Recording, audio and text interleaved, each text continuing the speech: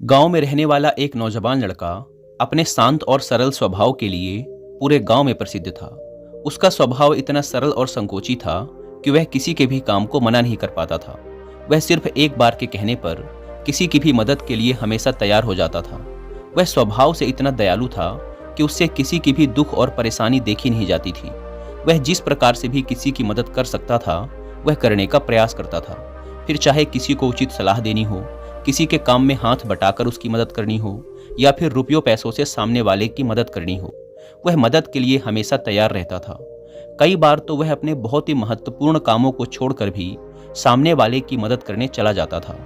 लेकिन धीरे धीरे उसे आभास होने लगा कि लोग उसके इस सरल स्वभाव का गलत फायदा उठा रहे हैं। लोग उससे अपना काम तो निकलवा लेते हैं, लेकिन उसे समाज में उतनी मान सम्मान और प्राथमिकता नहीं मिल रही है जितनी उसे मिलनी चाहिए। उसके घर वाले, दोस्त, रिश्तेदार और जानने वाले अपने हर छोटे बड़े काम में उसे मदद के लिए बुला तो लेते हैं, लेकिन उसे अपने रोजमर्रा के जीवन में वो प्राथमिकता, इज्जत और मान सम्मान नहीं देते जिसके वह लायक है। पिछले कुछ समय से उसे यह बात बहुत परेशान करने लगी थी। हालांकि वह अब भी लोगों की उतनी ही मदद करता था, लेकिन कहीं न कहीं वह अंदर से बहुत दुखी रहने लगा था। एक दिन ऐसे ही वह अपने घर में बैठा कुछ सोच रहा था कि तभी उसे बाहर से किसी के आने की आहट सुनाई पड़ी। उसने दरवाजे की तरफ नजर घुमाई तो देखा कि उसी की उम्र का एक नौजवान बौद्ध भिक्षु भिक्षाटन के लिए खड़ा है।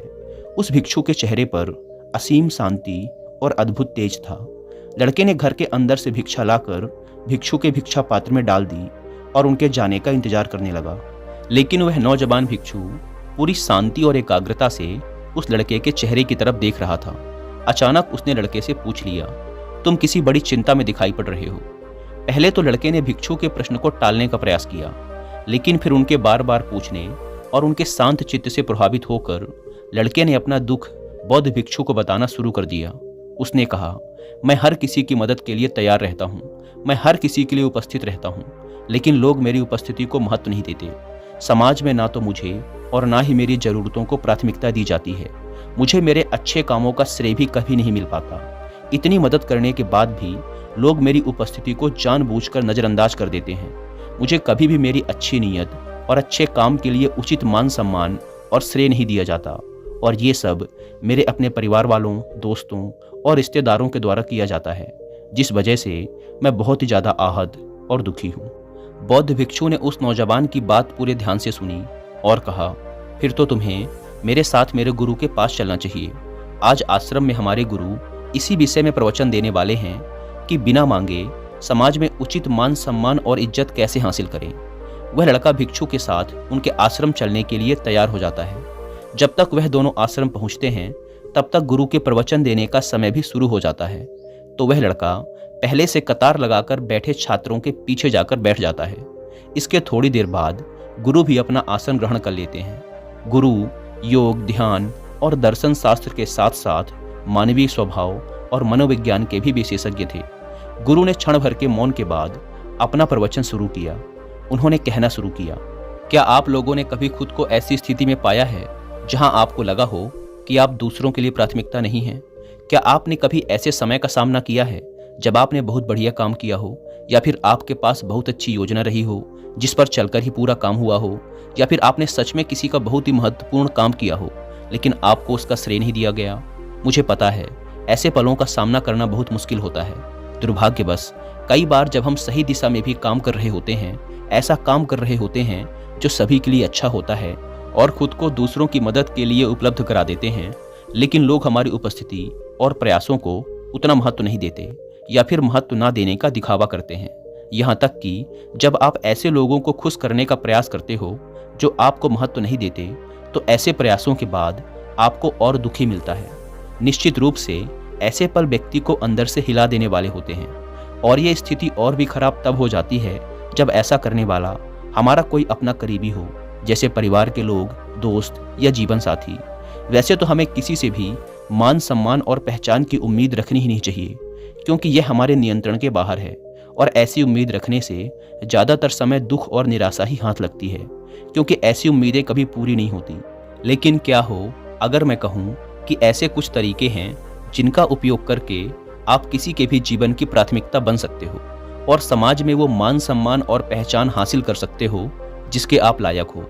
आज के प्रवचन में मैं तुम्हें 9 ऐसे सफल तरीके बताऊंगा जिनका उपयोग करके आप ये निश्चित कर सकते हो कि आप उन लोगों के जीवन की प्राथमिकता बने रहो जिनसे आप प्रेम करते हो, जिनकी परवाह करते हो, या जिनके लिए आप चाहते हो कि आप उनके जीवन की प्राथमिकता बने रहो। तो मेरी इन 9 बातों को ध्यान से सुनना। पीछे बैठा हुआ नौजवान लड़का पूरे ध्यान से गुरु की बातें सुन रहा था।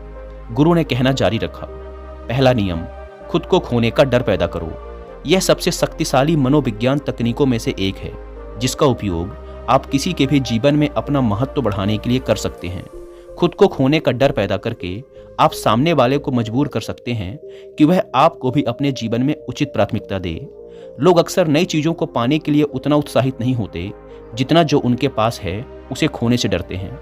इसीलिए अगर आप चाहते हैं कि सामने वाला आपको अपनी प्राथमिकताओं वाली सूची के शीर्ष पर रखे तो उनके दिमाग में तुम्हें खो देने का डर पैदा करो, और ऐसा करने के लिए खुद को उनसे भावनात्मक रूप से दूर करना शुरू कर दो।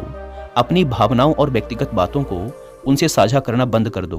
अपना समय और ऊर्जा दूसरे लोगों के साथ भी बांटना शुरू करो। यह चीज़ उन्हें महसूस करवाएगी कि अब वो तुम्हारे लिए उतने महत्वपूर्ण नहीं रहे जितने पहले थे। यह एक बहुत ही शक्तिशाली तकनीक है, लेकिन इसका उपयोग बहुत ही सावधानी से किया जाना चाहिए, क्योंकि अगर आप उनसे बहुत ज़्यादा दूरी बना लेते हैं तो हो सकता है कि वो आपको वापस पाने की कोशिश करना ही छोड़ दें। इसीलिए आपको इस तकनीक का उपयोग बुद्धिमानी से और संतुलन में करना चाहिए। दूसरा नियम, अपनी उपस्थिति को कम करो। आपने अक्सर देखा होगा कि जो चीज़ कम मात्रा में होती है उसकी कीमत अपने आप बढ़ जाती है, और यही प्रकृति का भी नियम है कि जो चीज़ जितनी कम उपलब्ध होगी वो उतनी ही मूल्यवान बन जाएगी, और यही नियम मानवीय संबंधों पर भी लागू होता है। इसीलिए अगर आप चाहते हैं कि लोग आपकी इज्जत करें और आपकी उपस्थिति को महत्व दें तो आपको अपनी उपस्थिति को कम करना होगा, क्योंकि आप जितना ज़्यादा उपस्थित रहेंगे आपकी उपस्थिति का महत्व उतना ही कम होता चला जाएगा और लोग आपको हल्के में लेना शुरू कर देंगे। लेकिन इसका मतलब ये नहीं कि आपको सिर्फ तभी उपस्थित होना है जब इसमें आपका फायदा हो या फिर आपका कोई काम बन रहा हो, बल्कि अगर आपने सामने वाले के हर छोटे बड़े काम में उपस्थित होने की आदत बना ली है तो अब समय है खुद को प्राथमिकता देने का, ये संदेश देने का कि उनसे बाहर भी आपकी एक दुनिया है। आपका समय सिर्फ उनके लिए नहीं है और ना ही आप सिर्फ उनका इंतजार कर रहे हैं। सिर्फ यह एक आदत सामने वाले की नज़रों में आपके समय और उपस्थिति का महत्व कई गुना बढ़ा देगी। दोस्तों, क्या आप भी लोगों को खुश करते करते थक गए हैं? क्या आप भी एक नाइस पर्सन हैं लेकिन लोग आपकी वैल्यू नहीं समझते और आपको इक्वली ट्रीट नहीं करते? अगर ऐसा है तो सुनिए कुक एफएम पर यह हिंदी ऑडियो बुक जिसका नाम है स्टॉप पीपल प्लीजिंग। ये ऑडियो बुक आपको सिखाएगी अपनी खुद की प्रायोरिटीज को पहचानने का तरीका। इसे आज ही सुनिए और खुद के लिए जीना सीखिए। अब तक लाखों लोग कुक एफएम पर अपनी पसंदीदा ऑडियो बुक सुन चुके हैं और उससे मिलने वाली नॉलेज को यूज करके अपनी लाइफ में पॉजिटिव इंप्रूवमेंट भी लाए होंगे। लेकिन अगर आपने अब तक कुक एफएम के ऑडियो बुक्स नहीं सुने हैं तो अब आपके लिए कुक एफएम ने 7 दिनों का फ्री ट्रायल शुरू किया है। इन 7 दिनों के दौरान आप इस प्लेटफॉर्म का कोई भी शो सुन सकते हैं, वो भी बिल्कुल मुफ्त में। यानी कि 7 दिनों तक आपको कुक एफएम के 10,000 से भी ज़्यादा ऑडियो शो का एक्सेस मिल जाएगा, वो भी कम्प्लीटली फ्री।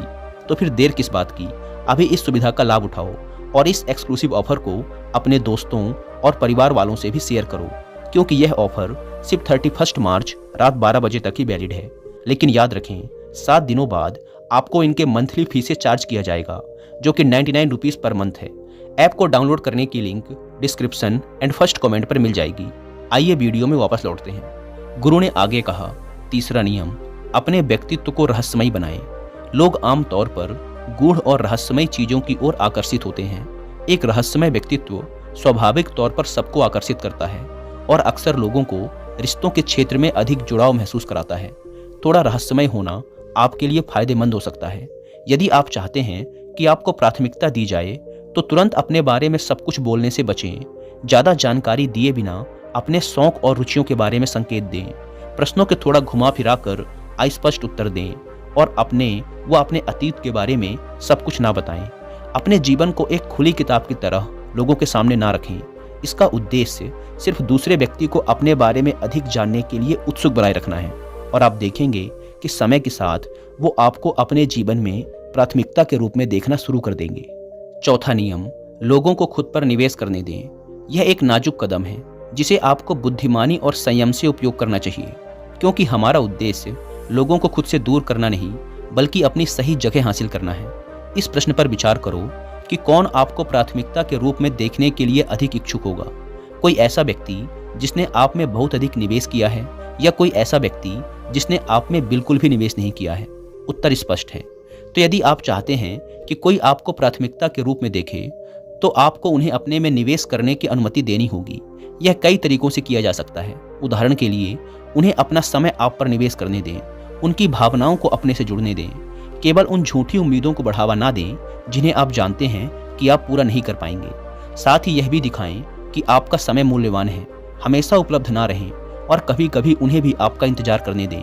आपका यह व्यवहार सामने वाले को यह संदेश भेजेगा कि आप खाली और फालतू नहीं हैं, और अगर उन्हें आपका समय और ध्यान चाहिए तो उन्हें भी प्रयास करना पड़ेगा। इससे सामने वाला आपको गंभीरता से लेगा और आपको प्राथमिकता देना शुरू कर देगा। लेकिन याद रहे कि इस तकनीक का उपयोग समझदारी से करना होगा। इसकी अति ना करें, अन्यथा परिणाम आपकी इच्छा के विपरीत हो सकता है। 5वां नियम, खुद को और अपनी जरूरतों को प्राथमिकता दें। इसका मतलब स्वार्थी होना नहीं है। खुद को प्राथमिकता देने का मतलब है स्वयं को ऐसी जगह पर ना होने देना जहां आप एक प्राथमिकता नहीं हैं। उदाहरण के लिए, अगर आप जानते हैं कि कोई आपको उतनी इज्जत नहीं दे रहा है जितनी उसे आपको देनी चाहिए, तो फिर ऐसे इंसान से क्यों इतनी नज़दीकियां बढ़ाना? ऐसे लोगों के बीच रहकर जो आपको अपनी प्राथमिकता मानते हैं और महत्व देते हैं, ज़्यादा संभावना है कि दूसरे भी आपको उचित सम्मान देना शुरू कर दें, और आपका अपनी नज़रों में जो आत्मसम्मान बढ़ेगा वो अलग से। गुरु ने आगे कहा, आप सबका ये समझना जरूरी है कि आप स्वयं के प्रति दूसरे व्यक्ति की भावनाओं को नियंत्रित नहीं कर सकते। आप स्वयं के प्रति केवल खुद की भावनाओं को नियंत्रित कर सकते हैं। इसीलिए यदि आप किसी के जीवन में प्राथमिकता बनना चाहते हैं तो सुनिश्चित करें कि पहले आप अपने जीवन में प्राथमिकता बने। 6वां नियम, किसी को भी अपने जीवन का केंद्र मत बनाओ।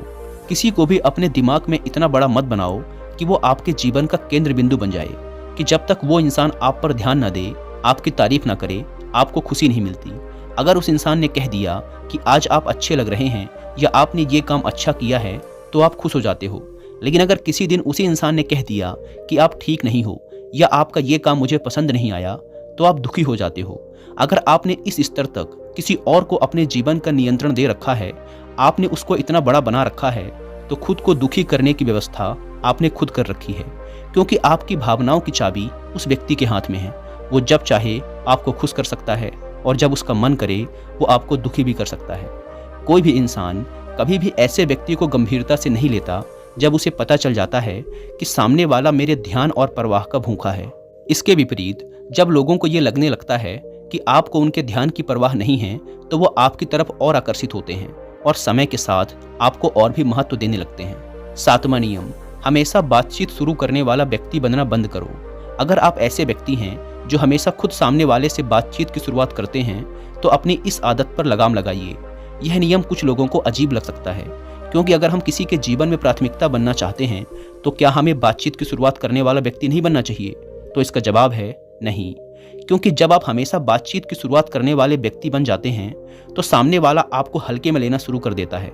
वह इस बात का आदी हो जाता है कि बातचीत की शुरुआत आप ही करेंगे, इसीलिए वह अपनी तरफ से कोई भी प्रयास करना बंद कर देता है और आपको कम महत्वपूर्ण समझना शुरू कर देता है। तो फिर समाधान क्या है? समाधान है कि पहले से बातचीत शुरू करना बंद कर दो और परिणाम देखो। यदि दूसरा व्यक्ति वास्तव में आपकी परवाह करता है, तो वो आपसे संपर्क करने का प्रयास जरूर करेगा। 8वां नियम, अपनी खुशी खुद बनाओ। अगर आप किसी के जीवन की प्राथमिकता बनना चाहते हैं, तो यह सबसे जरूरी है कि आप अपनी खुशी खुद ढूंढें, ना कि किसी पर अपनी खुशी के लिए निर्भर करें। हालांकि किसी ऐसे व्यक्ति पर अपनी खुशी के लिए निर्भर करना बहुत आसान होता है जो हमें अच्छा महसूस कराए, लेकिन अपनी खुशी के लिए ऐसे व्यक्ति पर निर्भर रहना भविष्य में आपकी निराशा का कारण भी बन सकता है, क्योंकि वह व्यक्ति कभी न कभी आपसे दूरियां जरूर बनाएगा। इसके अलावा भी जब हम खुशी के लिए दूसरों पर निर्भर रहना शुरू कर देते हैं, तो हम वास्तव में अपना जीवन नहीं जी रहे होते हैं, बल्कि सामने वाले की सोच और प्राथमिकताओं के अनुसार अपना जीवन जी रहे होते हैं, जिससे बाद में पश्चाताप और दुख हो सकता है। इसीलिए अगर आप चाहते हैं कि कोई आपको अपने जीवन की प्राथमिकता बनाए, तो आपको अपनी खुशी खुद तलाशनी होगी, वो भी अपने अंदर से, क्योंकि यह खुशी न केवल लंबे समय तक रहती है, बल्कि यह आपको दूसरों की नज़रों में ज़्यादा आकर्षक भी बनाती है। क्योंकि जब आप अंदर से खुश होते हैं, तो आप ज़्यादा संतुलित और आत्मविश्वासी लगते हैं, जो लोगों को आपकी तरफ आकर्षित तो करता ही है, साथ ही उनकी नज़रों में आपकी एक सकारात्मक छवि बनती है, जिससे वो आपको और अधिक महत्व देना शुरू कर देते हैं। 9वां नियम, दूर जाने के लिए हमेशा तैयार रहो। जिस व्यक्ति की हम परवाह करते हैं उससे दूर जाने का विचार डरावना लग सकता है, लेकिन यह एक महत्वपूर्ण कदम है।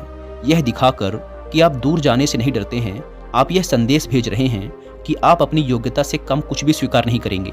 सही व्यक्ति स्वाभाविक रूप से आपको प्राथमिकता के रूप में देखेगा और आपको अपने जीवन में बनाए रखने का प्रयास करेगा। हमेशा याद रखें कि आपकी जिम्मेदारी सिर्फ सही काम करना है और यही आपके नियंत्रण में है। इसीलिए आपको सिर्फ इस बात के प्रति जागरूक होना चाहिए कि आपके कार्य खुद के और दूसरों की नज़रों में सही हों, और उन कार्यों को करके आपको अच्छा महसूस होना चाहिए। यह उम्मीद ना करें कि आपको हमेशा आपके अच्छे कार्य का श्रेय दिया जाएगा, ऐसा हर बार नहीं होने वाला। इन 9 नियमों का पालन करो और समय दो। लोग स्वाभाविक रूप से आपको उसी तरह से देखना शुरू कर देंगे जिसके आप हकदार हैं। अंत में मैं बस इतना ही कहना चाहूँगा कि हम सभी ने ऐसे क्षणों का अनुभव किया है जब हमें उपेक्षित महसूस करवाया गया और हमें उचित प्राथमिकता नहीं दी गई। हालांकि यह याद रखना भी आवश्यक है कि हर व्यक्ति की जीवन यात्रा अलग है और किसी दूसरे व्यक्ति की प्राथमिकताएं हमारे वास्तविक मूल्य को निर्धारित नहीं कर सकती, क्योंकि हम सब अलग हैं। इसीलिए किसी के द्वारा की गई उपेक्षा के क्षणों में अपने आत्मसम्मान को ठेस पहुंचाने की बजाय हमें इन पलों का उपयोग अपने व्यक्तिगत विकास और जीवन में आगे बढ़ने के लिए करना चाहिए। सबसे जरूरी बात यह है कि हम दूसरों पर निर्भर ना रहते हुए अपनी खुशी और भलाई का ध्यान रखते हुए खुद को प्राथमिकता दें। और जब दूसरे इस बात को देखेंगे कि आपकी पहली प्राथमिकता आप खुद हैं, तो वो आपको वो मूल्य देना शुरू कर देंगे जिसके आप हकदार हो। और याद रखो, जब दूसरे आपको उनकी प्राथमिकता सूची में स्थान ना दें, तब भी आप खुद को वह प्राथमिकता दे सकते हो और आपको देना भी चाहिए। यह स्वार्थ या अहंकार नहीं, बल्कि आत्मदया और आत्मसम्मान है।